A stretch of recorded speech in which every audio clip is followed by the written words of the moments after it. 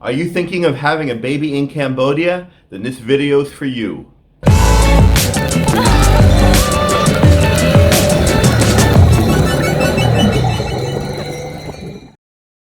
It may be that if you are living in Cambodia, you or a family member might have a baby. And if you do, now what?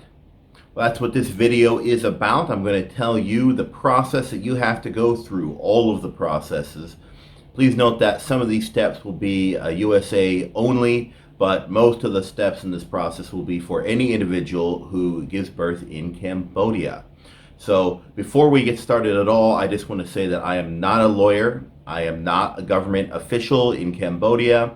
And so as a result, just remember that you are getting your advice from a YouTuber who has gone through this experience before and not from someone who's actually credible. So just keep that in mind when you listen to my advice and to the steps that I'm telling you that we had to take.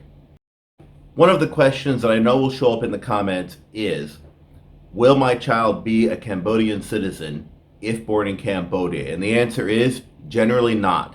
Now, there are some exceptions. If you are a Cambodian, then your child will, in fact, also be Cambodian, assuming you follow the steps correctly, which is not a video that I'm doing here. If you're not Cambodian, then it's not going to be like America, where if your child is born on American soil, you're American. So just note that if you're not Cambodian and your child is born in Cambodia, your child is not Cambodian and will not obtain Cambodian citizenship, except in some very special cases.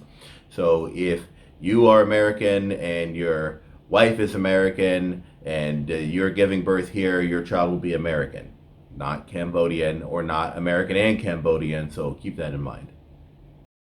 Without any further ado, why don't we just get right into the steps that you need to take in order to give birth in Cambodia. So step number one is give birth in Cambodia. No, I'm not joking. You do have to give birth in Cambodia for any of this to be relevant to you at all. And this has actually happened. My wife, who is Thai, gave birth in Cambodia, and you can see the video right up here, which will be linked right above you, if you want to see what that process was like. Step two, once you have actually given birth, is going to be to receive the hospital birth certificate. And I say the hospital birth certificate because in Cambodia, you are going to receive 2 birth certificates, not 1. So step 2 is receive your hospital birth certificate. I'm going to show you what mine looks like. It looks like this. This one says Kema Clinic because that's where we chose to have our son. But of course, it'll be a birth certificate that will be from whatever hospital that you gave birth to. Our hospital only took us maybe 2 days, maybe 3 days to get that birth certificate. And that birth certificate means absolutely nothing in Cambodia or in the United States, except that proof that the baby was born in a hospital. It is not the birth certificate that you actually need to complete all the different processes. So step 2, receive that birth certificate from the hospital. So congratulations, you've got your child's hospital birth certificate. Now you've got to go and do step number 3, which is to get your official government birth certificate. And where do you get that? You get that from your local Sangkat. And the Sangkat office is the smallest level of geographical office within Cambodia. So everybody lives within a bigger city, and from there you live in a khan, which is like a big district, and within that khan there are many Sangkats, and the Sangkat is just your local neighborhood office. You're going to bring the following things to your Sangkat. You're going to bring the hospital birth certificate, you're going to bring your passport, you're going to bring your rental contract for wherever you live, and you're going to bring your marriage certificate. Now you might say, Eric, what happens if I don't have a marriage certificate? What if I am having a baby outside of marriage? Then you have to deal with your local Sangkat on that. Usually these Sangkat offices are just run by a guy, like literally just one guy. Our Sangkat office in Phnom Penh was run by a single gentleman with help from his wife and his daughter. And so these are very small offices. You are not required, as far as I know, to be married in order to get a birth certificate in Cambodia. That being said, our Sangkat office said that you had to have a marriage certificate, and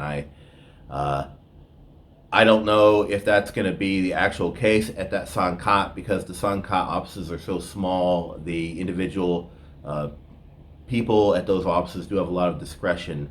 So just keep that in mind. I don't think you do need a marriage certificate, but our Sangkat was requesting one.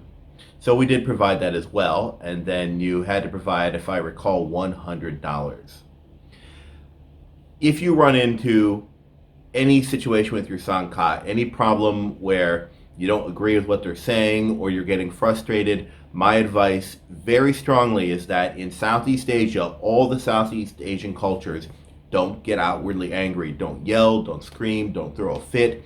It is very uncool to do that in Southeast Asia, and you just need to smile and nod and then go and regroup if there's a problem, and then bring it back to the Sangkat. When you bring your rental contract, I do hope that whoever is your landlord has properly registered your stay with their Sangkat, and your rental contract should have a stamp on it, and if not, you could run into problems. So this is something that your landlord should do very shortly after you moved in and have signed a contract. So make sure that that's done now if you haven't done that already. Step 4 is to actually receive your birth certificate from your local Sangkat. And this will be your actual birth certificate. We got it the same day that we applied. I do not guarantee that that will happen to you, but we had it the same day. We just all went outside and signed it together, and it was done right then and there. Now note that you are going to get 3 copies of this birth certificate, and I'll show you one of them. This birth certificate is green, and it's got an official stamp on it right here. And one of the copies will be this green color one, and the other 2 copies will also be official, but they're going to be black and white. They will still have the color stamp from the Sangkat, and those are your 3 copies of the birth certificate. Note that they are kind of tall. They're taller than A4 paper, so unless you have a very special folder, you'll probably have to fold them a little bit to get them in a folder and protect them. And do protect them. They're your birth certificates. Step 5, and this is going to be true to my knowledge to every country out there. If you are not Cambodian, you have got to get those birth certificates, or at least one of them, translated into English, and then have that stamped by the MFA, the Ministry of Foreign Affairs. Now, it is a little bit cheaper to go and take it to a translator and get the translation stamped, but the best thing to do, in my opinion, is to just take one of your original birth certificates, preferably not the color one, take it to the MFA, and they will translate it and stamp it for, I think it was $50 per copy. And so it'll get translated into English. Make sure that you double check and triple check that everything is perfect. Make sure that the spelling is perfect for the baby's name and for your name and your spouse's name. Make sure everything is perfect before you accept it from the MFA. I would get a minimum of 2 of those English translated copies. And this is what they look like. It'll say extract of birth certificate. You see that right there? Extract of birth certificate right there at the top. That is an official, legally recognized birth certificate from Cambodia in English, but they always come in Khmer to begin with. This part of the video is going to be America specific, although probably the requirements are going to be very similar for a lot of different countries, but this is going to be America specific, although I promise we are going to loop back after this to things that everybody has to do, no matter where you're from. If you're American, your child needs a CRBA, a Consular Report of Birth Abroad, and this is going to act very much like your child's American birth certificate. And here's what you need to bring for that. You need to bring out a completed DS 2029. That's a DS 2029, which will cost you $100 to file. You will also need to bring your passport, your spouse's passport, whether they're American or not. You're going to have to bring the hospital birth certificate, the original Khmer birth certificate, the translated birth certificate. You know what? Just bring everything. If you have it, bring it. I don't care what it is, because you're also going to have to prove that you have lived in America for some period of time. That's the requirement. So maybe you need to bring your old college transcripts. Maybe you need to bring an old rental contract or a proof of house ownership. Maybe you need to bring pictures from when you lived in America. But just be ready to prove that you've lived in America for a long time, and they may scrutinize you greatly, or they may not. Maybe I just look super American. I don't know. They just seem to accept that with my passport, and after interviewing me, and they will interview you, that I was like just obviously an American. I don't know. So it was easy for me, but I've also heard that depending on who you get at the embassy or what you can look or sound like, that frankly you may have a harder time convincing the person that you're like American, I guess. So just be ready to do all of that. At the same time as you are applying for the CRBA, you are going to be also applying for Form DS-11, which is the application for your child's American passport. Now, my son William is American and he's Thai. And I'm sure that my wife could do a whole big video on what you need to do if you are Thai and you are trying to get a Thai passport. So our son does have the dual citizenship, not Cambodian citizenship. Remember, I said that. The DS-11 is a $130 fee, so you can already see that the expenses are racking up like crazy all over the place, but no one said it was cheap to have a baby in another country, and so you are going to have to spend a little bit of money. Step 8, make an appointment with your embassy to go in and do the interview and all that. Bring a couple of 2" by 2" or 5 centimeter by 5 centimeter photos of your baby son or daughter, because they're going to need that too.